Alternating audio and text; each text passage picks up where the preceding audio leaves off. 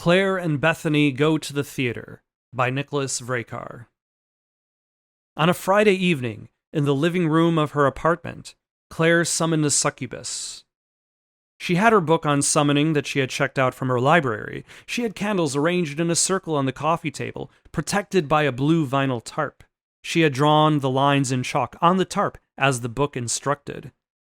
She slipped on her glasses and opened up the book. Claire clasped her hands together, not sure if that was necessary, but positive it wouldn't hurt. She whispered, "Veni ad me, domina mia." For a moment, nothing happened. She waited, and there was nothing. And she waited, and there was still nothing. And then the lights flickered, and a column of black smoke rose from the circle. Claire stood up and backed away from the smoke. She glanced at the book and wondered if the index had a page for summoning reversals. She stepped back, tripped on her couch, and fell back into the cushions. A woman's voice spoke from within the smoke. "What do you want?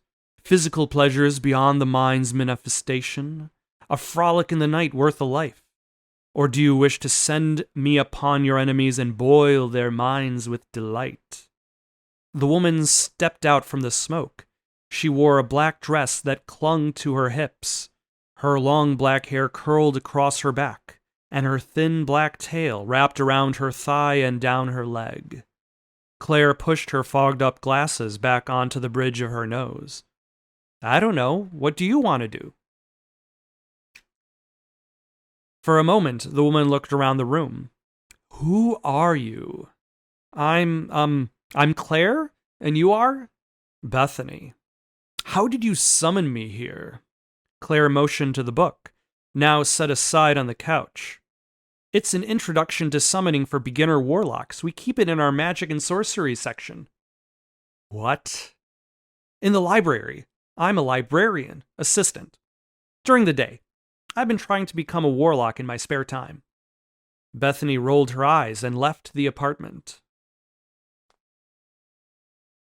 The sun was on its way down, leaving a dim dusk. Outside Claire's apartment building, the neighborhood was quiet, almost empty, but in the distance, there was traffic. Bethany walked along, determined but directionless.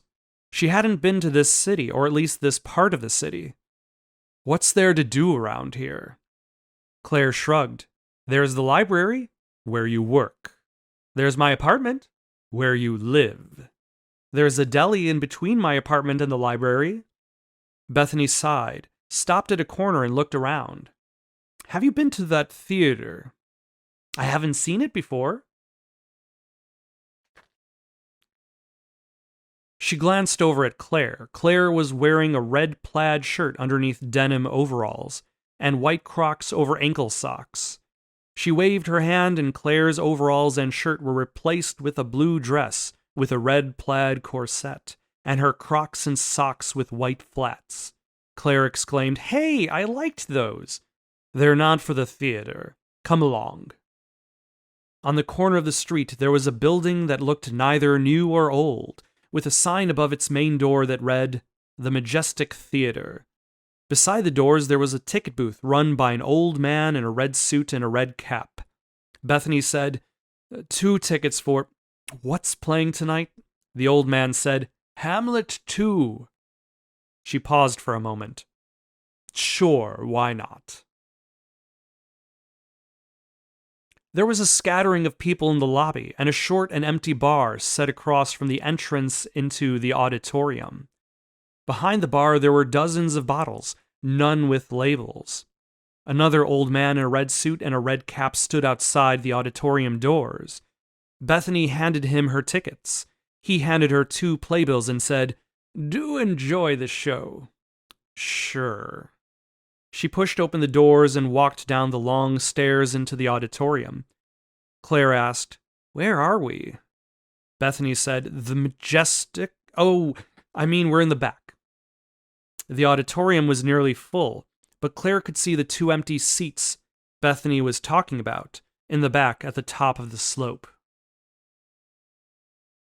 Claire had barely managed to read through the director's explanation of how Hamlet 2 brings dignity and respect to the original source material when the lights dimmed and the curtains rose.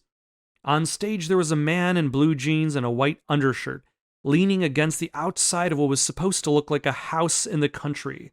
The man said, "To be at peace or to not be at peace? That's the question. It's got a question mark at the end and everything."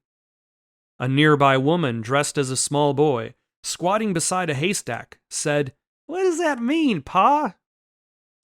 "I don't hereby done reckon not what it can't, but done sure matter lots what it could." He spat into a nearby bucket and looked solemnly toward the cardboard sunset that looked stapled onto a rear curtain. After about an hour, Claire leaned over to Bethany and whispered, "What's going on?" Bethany leaned back and whispered, "I don't know. I'm not sure if this is supposed to be a continuation of the original story, or an off-brand episode of Little House on the Prairie, like if Hamlet left England to the American countryside." Claire tried to watch the play, but she could feel herself tuning it out. This feels like someone tried to write the American countryside, but they only experienced it through old westerns. Maybe in Act 3 is when the shooting starts. Come on, we've got to go. "It's that bad?" Bethany said, "No, there's a poisonous sludge eating the audience." Claire looked up at the front rows and saw that the people in them were gone. There was a bubbling brown murk filling up the auditorium and was nearly reaching the back. She stood up and followed Bethany out of the back row. "Wait, how are we getting out?" "We make our own exits." Bethany waved her hand, and the walls separating the auditorium from the lobby flexed and buckled and blew open, scattering bits of wood and flesh and blood and screws across the lobby. There was a howling from within the theater, and the lights flickered on and off, and for a moment Claire could see the skeletons floating in the deep murk. She decided not to look back as she followed Bethany through the wall and into the lobby. An old man in a red suit and a red cap stood beside the exit, holding the door open. "I hope you've not taken offense by your visit today." Bethany said, "As long as you don't mind us leaving." She stepped out the door and Claire followed quickly behind. "Your playbills?" Claire looked down at her playbill and saw the cover had started to bleed. She handed him her playbill quickly. Bethany said, "I left mine at my seat." The old man said, "It's about time we moved on." He closed the doors, and the theater slowly began to melt away, seeping into the sewer grates. Outside, the city was quiet, almost empty, and in the distance, there was traffic. Bethany said, "I think I need to eat something. I always get hungry when I use magic. Anything good around here?" Claire said, "I don't know. Where do you want to go?" The end.